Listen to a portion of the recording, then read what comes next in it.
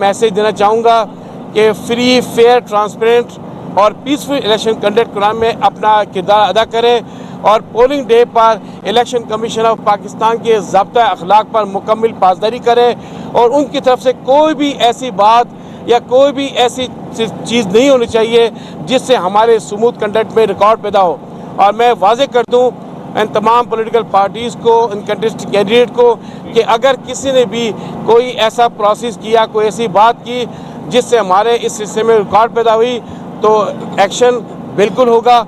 Spot verification पे action होगा। Presiding अफसरान को, रिटर्निंग अफसरान को फर्स्ट क्लास बेस के पावर दिए गए, पुलिस ही मौजूद है और पाकिस्तान आर्मी की खिदमत भी हैं हमारे साथ और उनकी जिम्मेदारी ये है कि लॉ एंड ऑर्डर सिचुएशन को कंट्रोल करें। तो मैं आपके चैनल के थ्रू ये मैसेज सबको पास ऑन कर रहा हूँ। साथ साथ वोटर्स को भी मैं ये जो है वो